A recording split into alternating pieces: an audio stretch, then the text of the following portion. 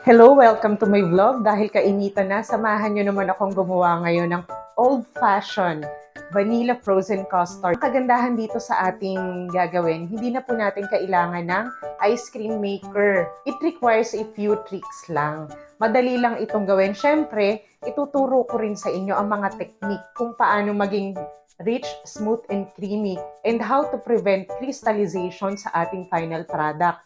Kaya ngayon, sisimulan na po natin. Ang ideal tool nga lang pala na gagamitin natin ay thermometer. At kung walang thermometer, no problem.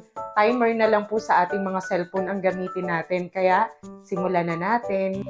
Dito sa ating bowl, pagsamasamahin lang natin ang ating granulated sugar, milk powder, Bear Brand po ang gamit ko.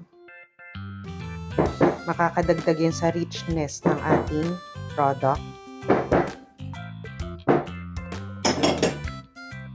Ganon din ang ating egg yolk, 6 pieces. Haluin lang natin until smooth na. Mga 30 seconds lang po yan. Dito sa ating kasirola na gagamitin, ilagay na natin ang ating fresh milk, light corn syrup,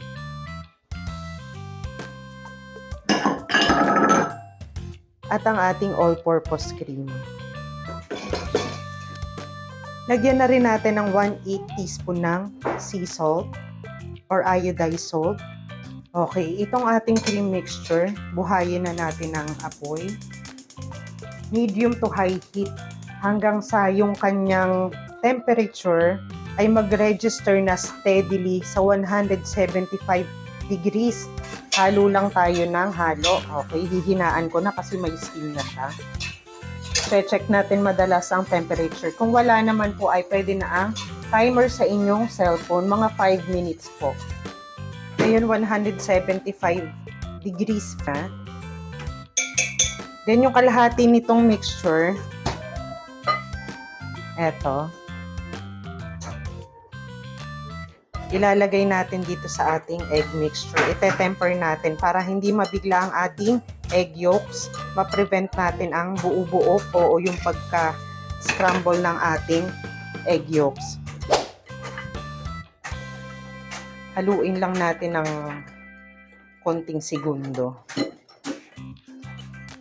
And then, ibabalik natin dito sa ating cream mixture. Nilaksan ko ng konti ang apoy, medium heat. Lulutuin lang natin to hanggang sa lumapot na o mag-register na ang kanyang temperature sa 180 degrees Fahrenheit.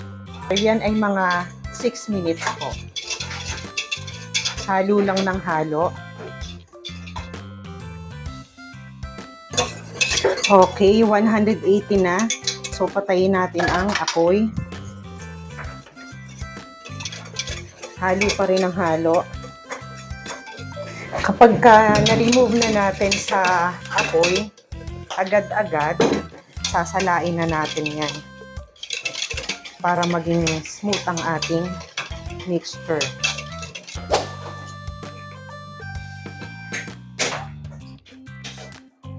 Push lang natin pababa ng strainer ang ating custard. Ngayon naman, syempre, lalagyan natin ng vanilla bean paste, 2 teaspoon.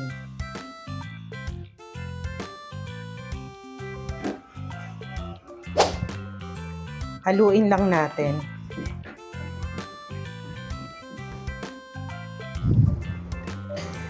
Okay. Ngayon naman, para mas mapabilis ang pagpapalamig, meron ako ditong ice water.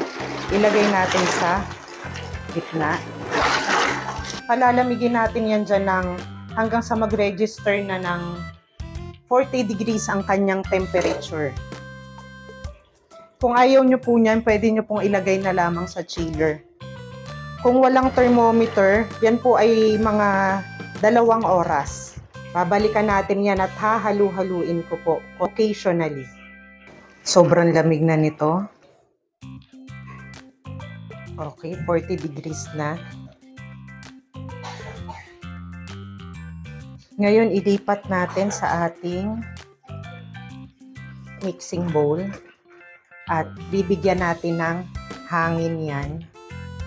Yan technique na yan ay para ma-prevent ang crystallization ng ating final product. Mas smooth, rich, and creamy. Napaka-effective ng technique na gagawin natin. Basta, yung ang importante, ito ay malamig na malamig. Effective yan sa mga may ingredients na all-purpose cream or heavy cream. Gamit ang wire whisk attachment, iwi-whip natin to high speed for 3 minutes.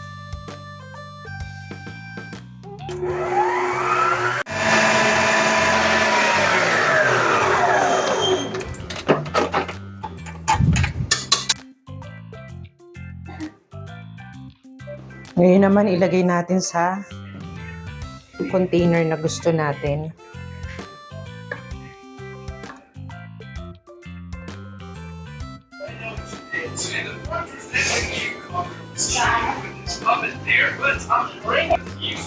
Yan, I'm sure magugustuhan nyo ito. Napakasarap po nito.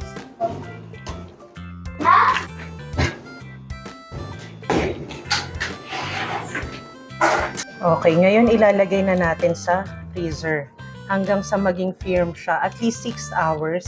At yan po ay tatagal ng hanggang 10 days. Kunin na natin ang ice cream. Overnight ito sa freezer.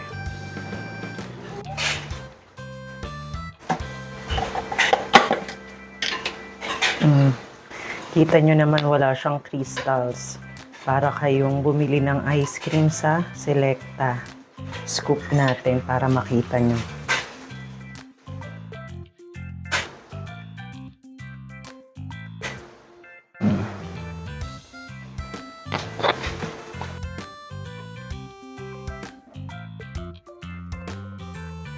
Patitikman ko ngayon sa anak ko para iba naman titikim. Naktikman mo.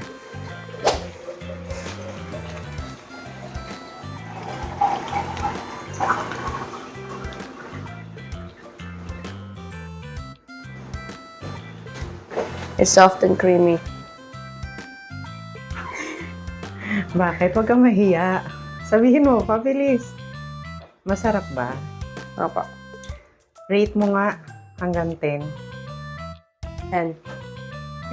Promise? Sarap ano? Tawagin mo si Ate Angie. Sabihin niyo yung totoo, ha?